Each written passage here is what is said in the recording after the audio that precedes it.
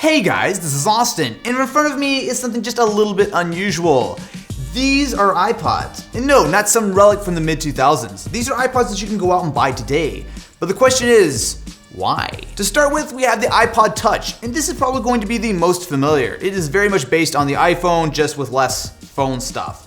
But when we get to the Ipod Nano, things get a little bit more strange. This guy came out in 2012 and really hasn't been updated since. So on the surface, it looks like a tiny Ipod Touch. And in fact, it does run some sort of Frankenstein version of iOS, but there's a lot stripped out of it. However, nothing is more stripped down than the Ipod Shuffle. The Shuffle hasn't been updated since 2010, so we're still rocking a whopping 4 gigabytes of, no, it's 2!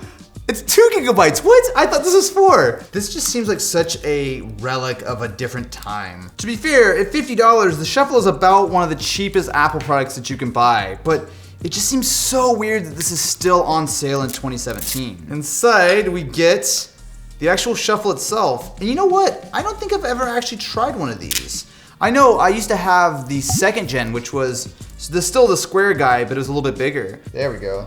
See how cool I am? I have 2 gigabytes of music on my shirt right now. Start here. Oh boy. I'm sure these are gonna be some very useful instructions on how to use my Ipod Shuffle. Download and install the latest version of iTunes. Oh joy. Whoa, wait a minute. Yo, these are the original, they didn't have a name. The original iPod headphones. Wait. It even has that iPod smell. Yo, this is bringing me back right now. That's crazy though, it's so old that they literally haven't even updated it with earpods, which have been out for like 5 years now? It's so weird that this is being sold today. I mean, this is not the same Apple who makes the MacBook Pro with no ports and the iPhone with no headphone jack. I mean, that's all they put on this. They didn't even put anything else. It's literally just a headphone jack. All right. Let's give it a fair shot. Let's give it a fair shot. So to connect it to the new MacBook, I have to do this into the MacBook because I don't even know. I don't even know what I'm doing with my life right now. All right, so now comes the fun part of trying to remember how to set up an iPod and iTunes. Whoa, hello. And I haven't used iTunes in so long. I've been using Spotify for all of my music. I actually need to see what iTunes music I still have. Oh no, there's Nickelback. There's Seal. Why is there Seal? Yeah, we can cut this part out, right? They don't need to know I ever listen to Nickelback. Wow, this sounds terrible. No.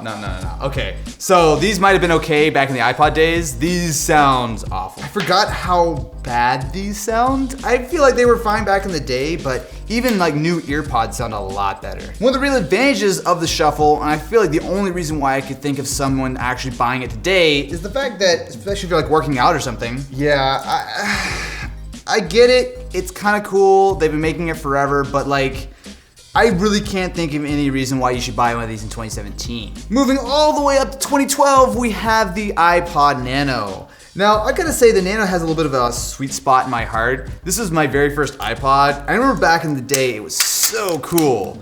But now, I'm not so sure. I will give them one thing, this thing is really tiny. And unlike the Shuffle, which is tiny for not particularly a great reason, this actually is sort of a full iPod. I mean, you've got a touchscreen, you've got a weird home button, there's a lightning port, which is unbelievably modern and not from 2010. Yep, download iTunes, of course. So, while this does have Bluetooth, it does not have Wi-Fi. So you're still not going to be able to have any sort of streaming music or, well, anything that doesn't feel like it's not 5 years old. Although what we do have that is actually not 5 years old are earpods. Are earpods 5 years old? This is more like it. So while earpods might not be the greatest sounding headphones in the world, honestly, I actually don't mind them, especially for when I'm working out and want something that's a little bit smaller. It always brings me back so much. Back when we actually had to plug in via USB cables and rip CDs, and we are in. This is straight up like old school iOS.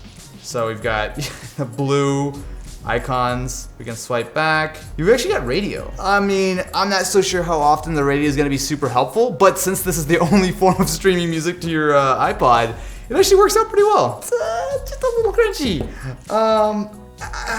The Nano is a really hard one for me to justify. I mean, sure, it's cool it's this small, and having the touchscreen is nice, But man, you've got to be a very specific kind of person who wants to spend $150 on something like this when you can get something like an iPhone or an iPod for just a little bit more. With the Ipod Touch, we at least have something that was made in 2015, and it actually has reasonable specs. So we've got the same A8 processor from the iPhone 6, and as far as the actual design goes, this is not that far off from modern iPhones. You know, this design is actually still really nice. So not only am I really a big fan of that blue color, but this is nice and thin and shock, amazement! It has a headphone jack. But once you actually fire this thing up, you should find that it's still running a fully up-to-date version of iOS. The best part about the iPod is that it runs the full App Store, which means that pretty much any of the apps that will run on the iPhone will run here. Most importantly for me, as an iPod, I can use Spotify, Apple Music, whatever I want.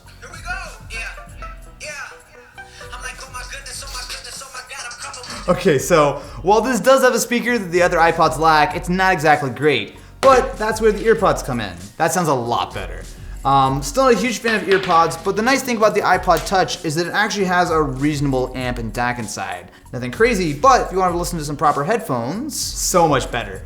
Not only is it nice to have Spotify on the Ipod Touch, but even if you're away from Wi-Fi, you can still download the files locally. The Ipod Touch is a little bit of a weird one, because on one hand, it makes a lot more sense than any of these other iPods, but on the other, if you have a smartphone, there really is not a lot of point to getting the Ipod Touch, and that's kind of the biggest issue, as you can actually pick up an iPhone 5S off contract for about the same money. So, should you buy an iPod in 2017? No, maybe?